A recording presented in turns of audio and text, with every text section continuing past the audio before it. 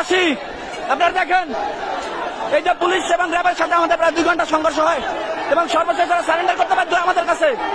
বরিশাল বিশ্ববিদ্যালয়ের ছাত্রদের কাছে তারা সারেন্ডার করেছে। আপনারা দেখেন এখন চলে যাচ্ছে, আমাদের উপর টিয়ার শেল নিক্ষেপ করেছে, রাবার বুলেট নিক্ষেপ করেছে। আমরা আমাদের যথাযথ চেষ্টা করে এদেরকে প্রতিহত করেছি। এখন দেখেন হিজড়ার মতো ক্যাম্পাস থেকে চলে যাচ্ছে। এদের লিখিত দিয়ে যাইতে হবে, সারেন্ডার করে লিখিত দিয়ে যাইতে হবে। লিখিত দিতে হইবে, লিখিত দিতে হইবে।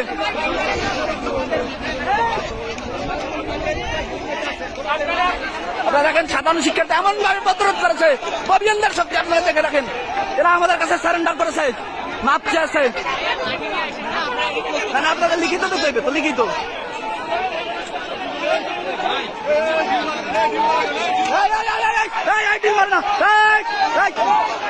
দিল মারবে না, দিল না, দিল না।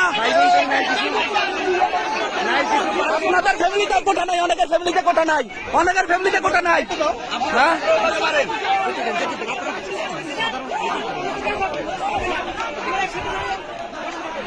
দেখছেন আপনারা, এই হিজড়ার গোষ্ঠী ববিয়ানদের কাছে পরাজিত হয়ে সারেন্ডার করেছে এবং আমাদের সবাইকে ডেকে তারা স্বীকার করেছে যে আমরা আসলে চলে যাচ্ছি এবং তারা হচ্ছে ক্যাম্পাস থেকে চলে যাচ্ছে। এখন জানি না তাদের কোনো দুর্বসন্ধি আছে কিনা পরবর্তীতে। আপনারা দেখেন এই যে সবাই এবং এলাকাবাসী, বিশেষ করে বরিশাল বিশ্ববিদ্যালয় অঞ্চলের যে এলাকাবাসী, বরিশাল বিশ্ববিদ্যালয় এলাকাবাসী ডিল মারে কেন, আবার ডিল মারে কেন, আবার ডিল মারে কেন?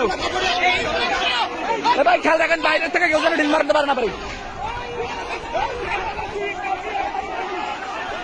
আপনারা দেখেন তারা চলে যাচ্ছে। এখন আমরাও মোটামুটি শান্ত। এখন